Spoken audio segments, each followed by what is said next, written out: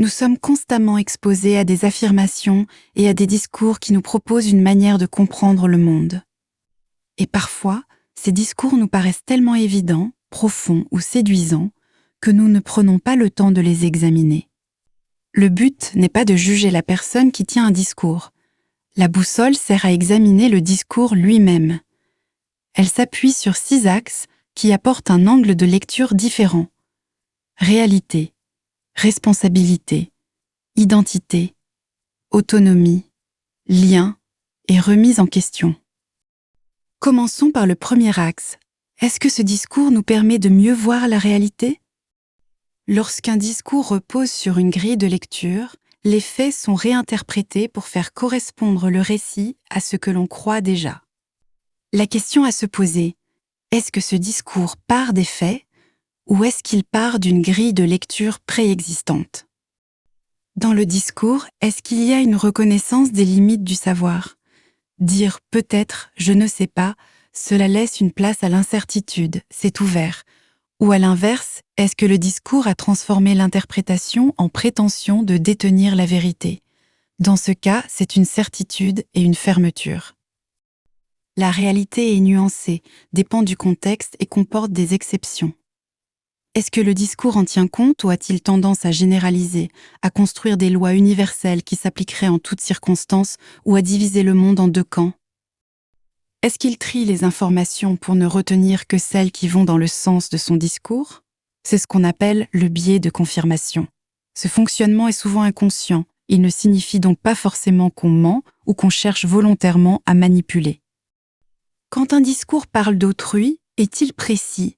Parle-t-il de personnes identifiables ou utilise-t-il des mots vagues et impersonnels comme « il »,« on »,« l'état profond » ? Le discours prétend-il savoir ce qu'une personne pense, ce qu'elle ressent ou quelles sont ses intentions ? C'est ce que l'on appelle la lecture de pensée. Le deuxième axe repose sur cette question. Que fait ce discours de la responsabilité ? Le discours permet-il de distinguer ce sur quoi on peut réellement agir ou propose-t-il, au contraire, une promesse séduisante de contrôle absolu du réel, fondée sur la toute-puissance de nos pensées, qui permettrait d'agir directement sur les événements ? Le discours me rend-il coupable de l'échec, du mal-être, de la souffrance, de certains événements difficiles ou même de la maladie, en affirmant que je les aurais attirés ? Le discours prend-il en compte les causes multiples, génétiques, psychologiques, sociales, environnementales, circonstancielles, ou ramène-t-il tout à une défaillance morale avec une division en bon, mauvais, pur, impur, positif, négatif, ce qui peut conduire à une boucle de travail sur soi sans fin, ou inverse-t-il la responsabilité en ramenant tout à soi, même lorsque la cause vient de l'extérieur ? Regardons l'axe identité avec la question « Qu'est-ce que ce discours fait de mon identité ?» Est-ce qu'il me flatte en me donnant des qualificatifs valorisants, éveillé, conscient, intuitif, lucide ? Est-ce qu'il me donne le sentiment d'être spécial, avec une mission particulière ? Et à l'inverse, dévalorise-t-il ceux qui n'adhèrent pas au récit en disant que ce sont des moutons ou des endormis ? Est-ce qu'il me fait croire que je sais des choses que les autres ne voient pas ? Il ne fait plus de moi simplement quelqu'un qui croit. Il fait de moi celui qui sait. C'est un discours identitaire. Est-ce que ce discours me place en victime d'un système, de personnes ou de forces obscures ou invisibles qui seraient les bourreaux ?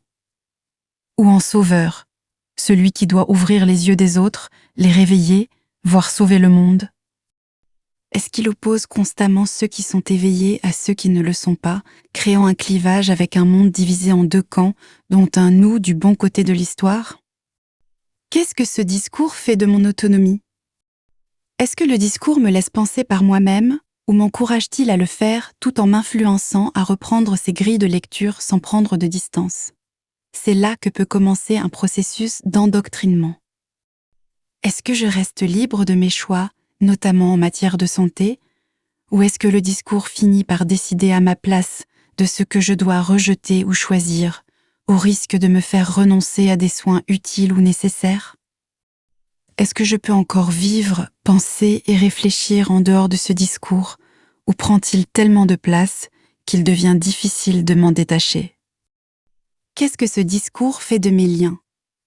Est-ce qu'il préserve mes relations ou m'encourage-t-il à m'éloigner de mes proches parce qu'ils ne partagent pas ma vision? Est-ce qu'il favorise le dialogue avec les autres ou m'encourage-t-il à rompre avec ceux qui contredisent le récit, parfois même en présentant cette rupture comme un signe d'éveil? Est-ce qu'il maintient une ouverture sociale ou favorise-t-il un entre-soi où je me retrouve principalement entourée de personnes qui partagent les mêmes croyances? Et voici le dernier axe. Le discours peut-il être remis en question? Est-ce que le discours permet qu'un fait puisse le contredire ou est-ce que toute contradiction est systématiquement expliquée de manière à confirmer le discours? Si rien ne peut jamais remettre le discours en défaut, il devient infalsifiable. Est-ce que le discours reconnaît qu'il peut se tromper, évoluer ou être corrigé, ou se présente-t-il comme forcément toujours juste? La boussole ne donne pas un verdict, elle indique simplement le niveau de vigilance à adopter face à un discours. S'il n'y a aucun point de vigilance, le discours présente un cadre globalement sain et équilibré. S'il y a un ou deux axes en vigilance, certains éléments méritent d'être questionnés et invitent à garder son esprit critique. S'il y a entre 3 et 5 axes en vigilance, la prudence est fortement recommandée, plusieurs mécanismes problématiques sont présents. Si tous les axes sont en vigilance, c'est le niveau d'alerte maximal. L'accumulation des signaux appelle à prendre un véritable recul et à questionner profondément le discours. Plus les points de vigilance s'accumulent, plus il devient nécessaire de prendre du recul, de questionner le discours et de conserver son esprit critique.